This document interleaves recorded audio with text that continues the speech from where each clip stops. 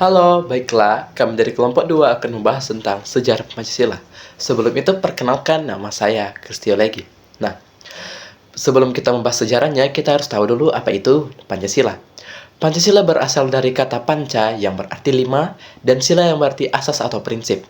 Secara fisiologis, Pancasila bukan hanya kumpulan sila, tetapi mencerminkan nilai-nilai luhur bangsa Indonesia yang sudah ada sejak dulu. Nilai itu nilai budaya, agama, gotong royong, musyawarah, keadilan sosial. Nah, Pancasila ini juga berfungsi sebagai pemersatu bangsa dan juga tolak ukur akhlak kebangsaan. Dan sekian dari pembahasan saya. Pembahasan selanjutnya akan dibahas oleh Najwa. Perkenalkan, nama saya Najwa Aprilia Ibrahim. Saya di sini akan membahas tentang latar belakang sejarah yang mempunyai dua latar belakang, yaitu yang pertama, situasi politik menjelang kemerdekaan, yang dimana Jepang menduduki Indonesia sejak tahun 1942, mulai mengalami kekalahan di Perang Dunia Kedua, sehingga mereka memberi jalan untuk persiapan kemerdekaan Indonesia. Salah satu upaya itu adalah pembentukan BPUPKI yang biasa disebut sebagai Badan Penyelidik Usaha-Usaha Persiapan Kemerdekaan Indonesia oleh Jepang pada tanggal 29 April 1945. Dan yang kedua yaitu kesadaran nasionalisme dan intelektualisme. Sebelum 1945 sudah muncul berbagai gerakan kebudayaan dan politik, di mana Sumpah Pemuda 1928, organisasi pemuda dan kebangsaan. Nilai-nilai yang kemudian menjadi bagian dari Pancasila seperti persatuan, kemanusiaan, dan keadilan sosial sudah muncul dalam diskusi-diskusi nasionalis. Sekian dan terima kasih. Baik, saya akan melanjutkan. Namun sebelum itu, perkenalkan nama saya Trivina Sumampo. Nah, ternyata dalam sejarah perumusan Pancasila terdapat diskusi melalui sidang BPUPKI yang membahas tentang dasar negara. Nah, jadi dalam sidang tersebut ternyata beberapa tokoh diberikan kesempatan untuk menyampaikan usulan tentang dasar negara. Nah, tokoh-tokoh tersebut seperti Muhammad Yamin yang mengusulkan 5 asas seperti pri kebangsaan, pri kemanusiaan, pri ketuhanan, pri kerakyatan, dan kesejahteraan rakyat. Dan sedangkan Suyopomo memberikan rumusan yang menekankan konsep kebersamaan dengan asas seperti persatuan, kekeluargaan, keseimbangan lahir dan batin, musyawarah, dan keadilan rakyat.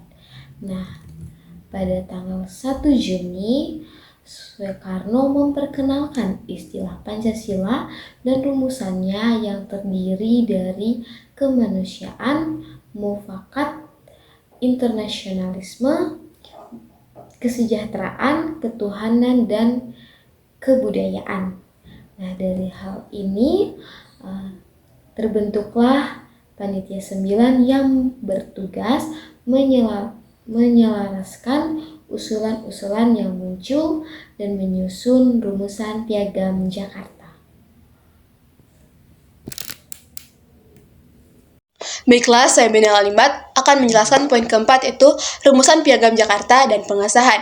Nah, pada tanggal 22 Juni 1945, Panitia 9 merumuskan Piagam Jakarta yang berisi Pancasila dengan tambahan frasa, dengan kewajiban menjalankan syariat Islam bagi pemeluk-pemeluknya. Nah, frasa ini memunculkan keberatan dari daerah non-Islam, dikarenakan dikhawatirkan mengganggu persatuan bangsa.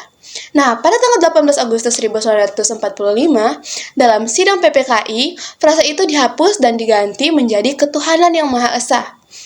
dan menimbulkan pengesahan yang dimana rumusan Pancasila yang final disahkan dalam pembukaan Undang-Undang Dasar 1945 alinea keempat menjadi dasar negara Indonesia hingga saat ini.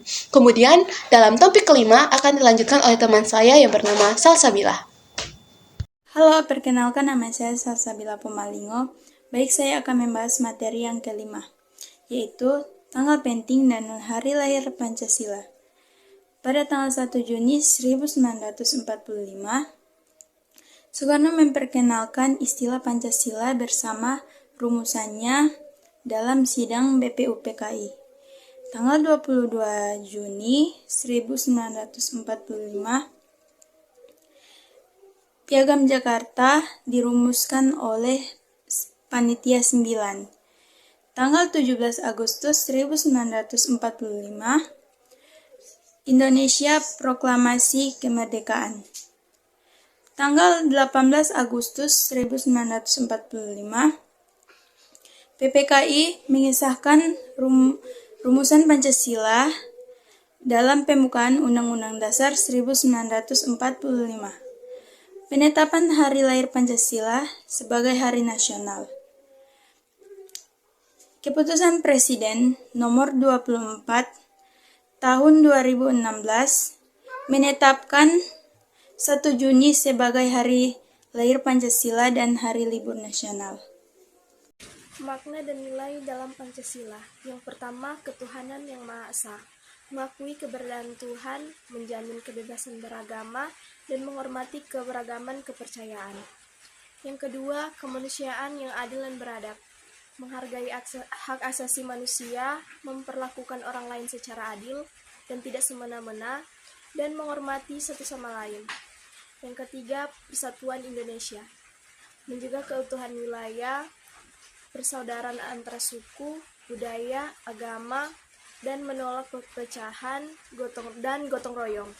Yang keempat, kerakyatan yang dipimpin oleh hikmat kebijaksanaan dalam permusyawaratan perwakilan. Demokrasi musyawarah, mengambil keputusan melalui diskusi, dan menghargai pendapat orang lain. Yang kelima, keadilan sosial bagi seluruh rakyat Indonesia. Distribusi kesejahteraan secara merata, kesempatan yang adil, dan perhatian kepada kesejahteraan rakyat kecil dan tidak membeda-bedakan satu sama lain. Nilai-nilai yang terkandung secara keseluruhan, nilai toleransi, gotong royong, musyawarah, kejujuran, rasa kebangsaan, solidaritas antar sesama, daerah dan kelompok. Nilai-nilai ini sudah ada di masyarakat sebelum negara merdeka dan kemudian dijadikan kesepakatan formal. Fungsi formal dan sosial, Pancasila menjadi cermin bagi bangsa untuk memperbaiki diri moral dan sosial. Misalnya, jika ada korupsi, ketidakadilan, dan sikap intoleran, maka Pancasila menjadi alat kritik dan pengingat bahwa bangsa ini harus kembali pada nilai-nilai dasarnya.